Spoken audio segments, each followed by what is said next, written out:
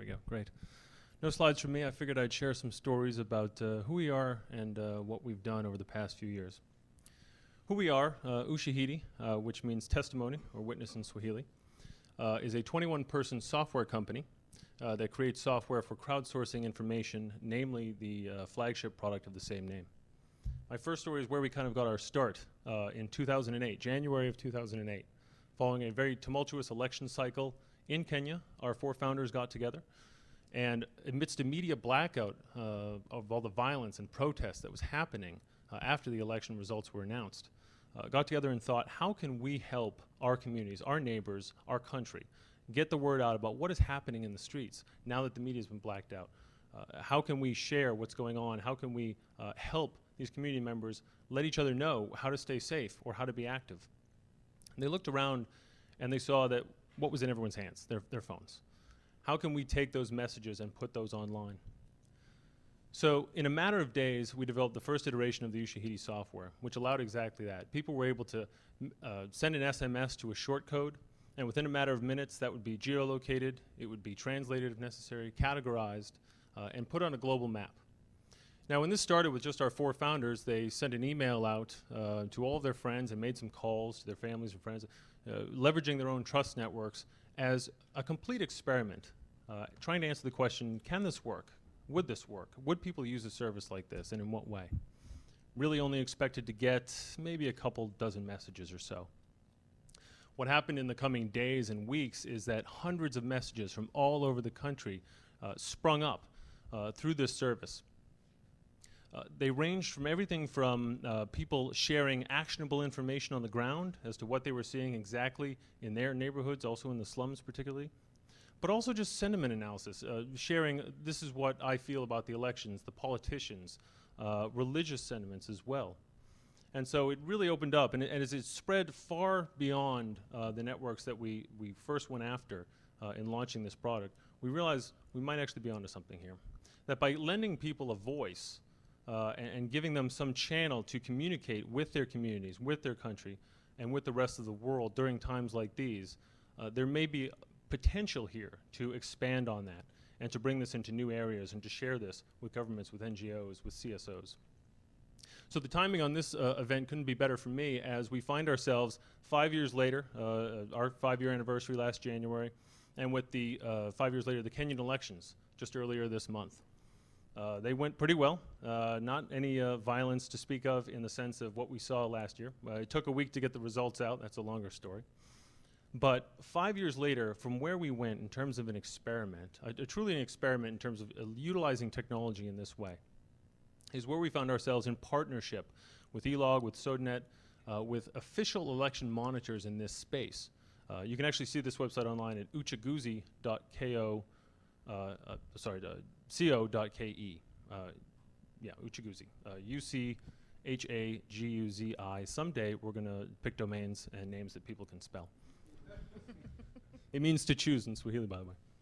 So we found ourselves in partnership with the official election monitors, going out to youth groups and holding concerts to get the youth involved in our short code, and with the short code that was launched with our partners at Voice of Kibera and Voice of Mathari, those that have been working in the slums for many, many years. Sisi Niamani, a group that is promoting peace all around Kenya. Umadi, an academic institution that's monitoring dangerous speech, and going around and talking with all these groups as to how can we work together to provide this kind of service, but also go beyond the experiment and start asking ourselves, how can we be how can we be a service that returns value to these communities immediately and gets back to that? And so what we did by the end of the week, what we'd done is we published about 5,000 messages, mostly SMS, but also from social media.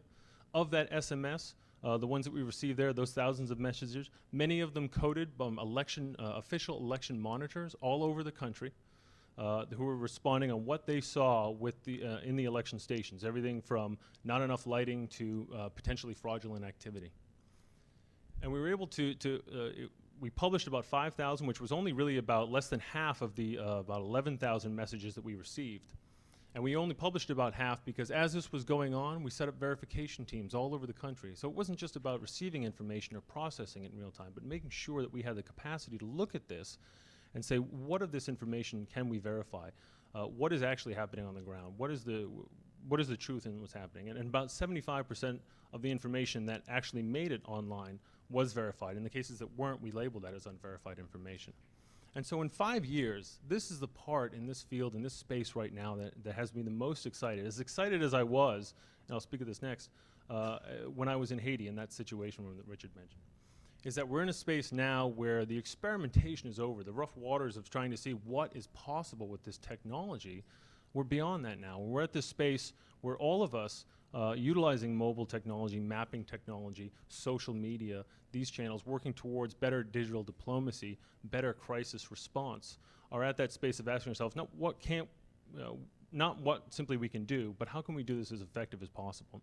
And how do we make sure that we're not just simply providing services, but listening, and creating standards for listening, which is really at the heart of the crisis response, and I think what State Department has demonstrated, what the American Red Cross is doing now. I'm so glad that Haiti came up as well. I was a part of that. I was down there in the Situation Room in the basement of the Fletcher School at Tufts University up in Medford, Massachusetts when that happened. It was an amazing experience for a company like ours. 2 hours after the Haiti earthquake hit, we had a deployment of our software up.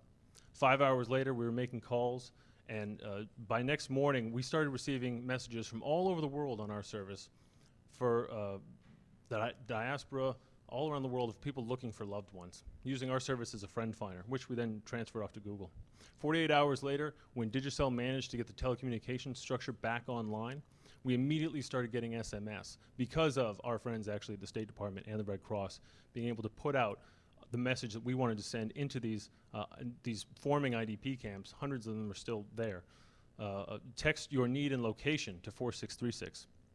And we started getting hundreds of these messages. And we were at a point where in 10 minutes or less, after students, the near 200 students that came down to the basement wanting to do something more than simply just text $10 to the NGO of their choice, came downstairs and were a part of that process, actually processing information, working with the diaspora online and locally to get these messages translated. 10 minutes or less online. If it was critical, 3 minutes or less.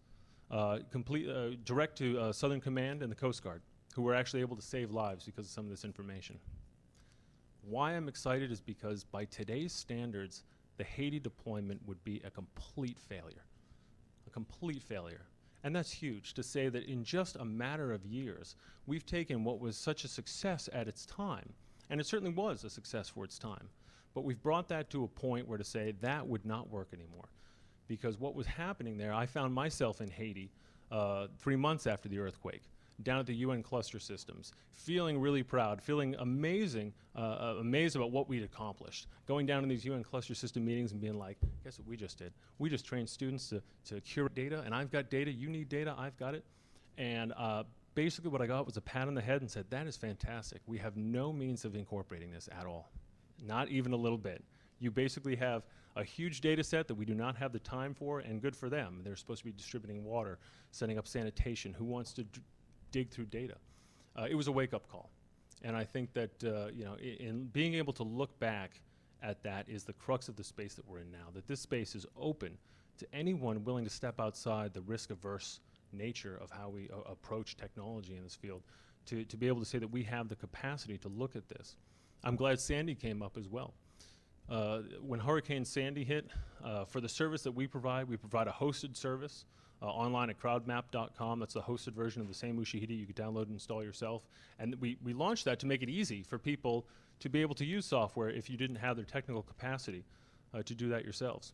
And so it's created situations like in the aftermath of Hurricane Sandy, where after the hurricane hit, we suddenly found ourselves with 24 instances of hurricane trackers for people independently wanting to be a part of something bigger, but not quite sure how to take it much further than setting up the software and running from there.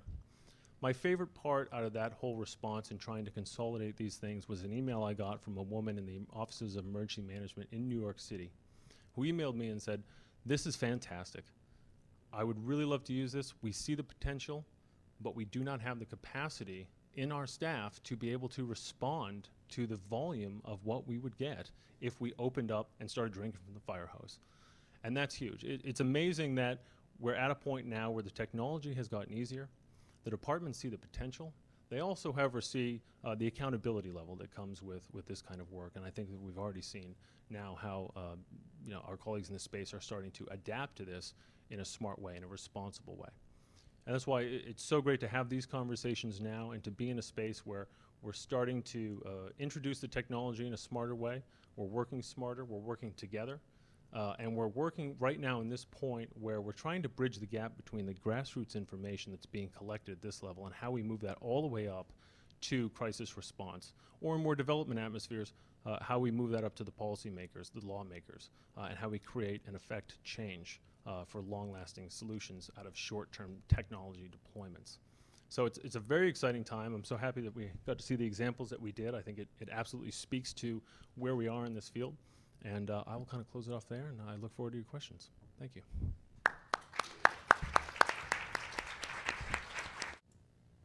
Good evening, and thank you for the kind invitation to have the American Red Cross represented.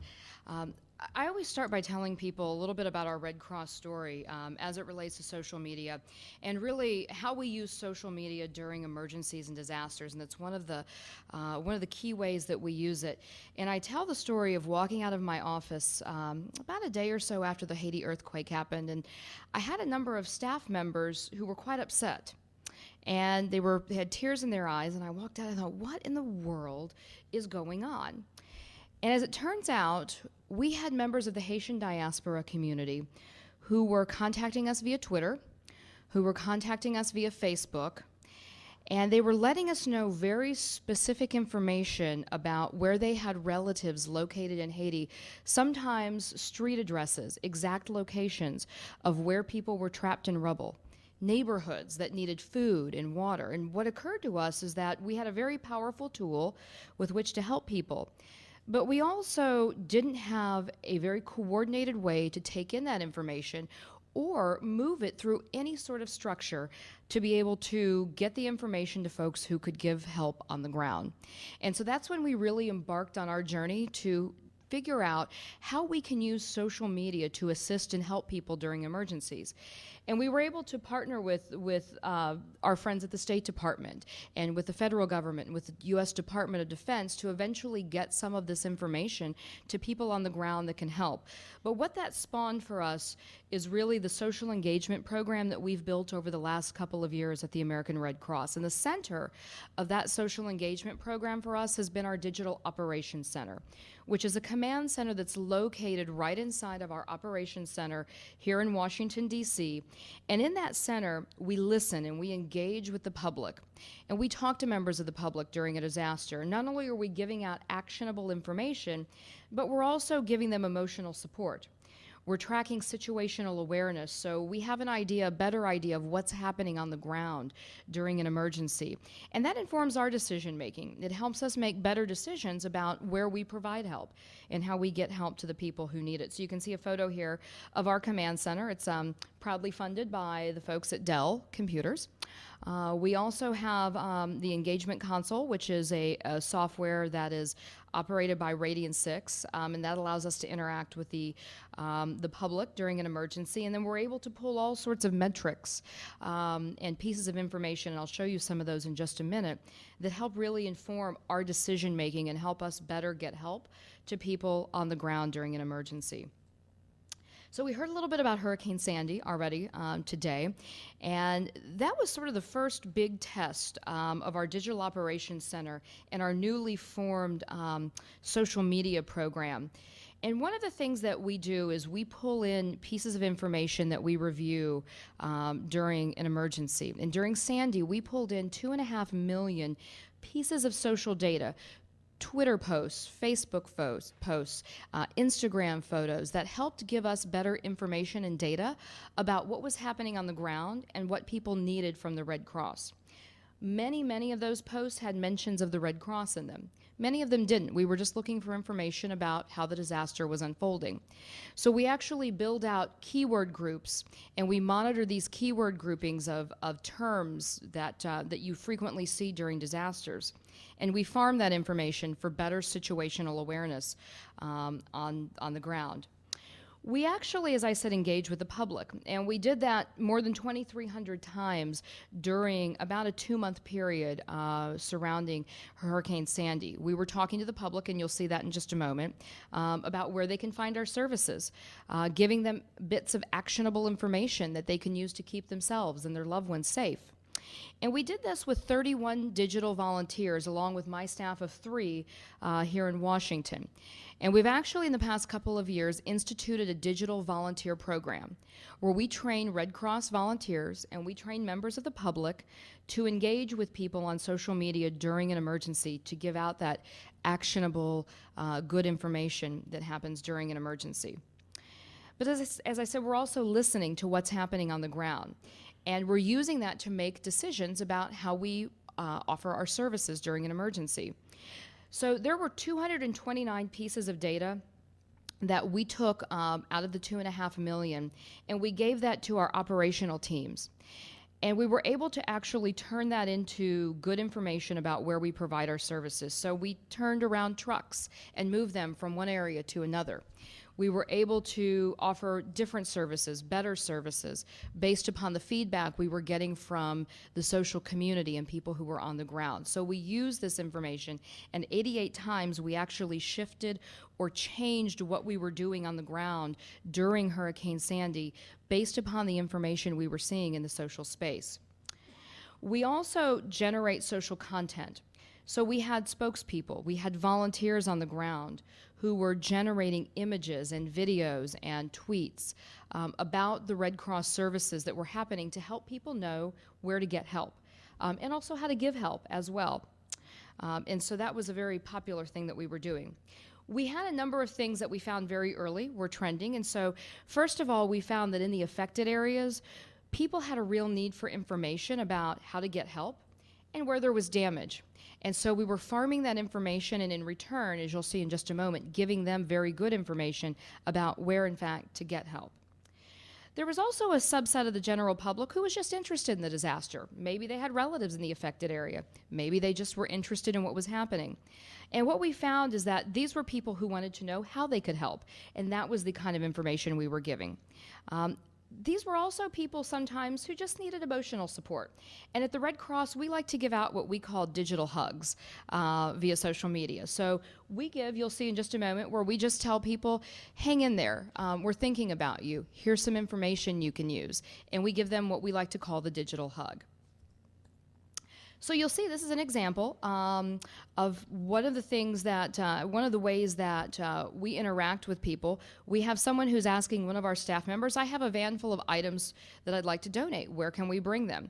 And so she explains what the proper way to donate items and how we want people to help during a disaster. That was a piece of information that was very valuable to a lot of people. They wanted to know how they could help. And so we interact with them one-on-one, and we explain this information to them.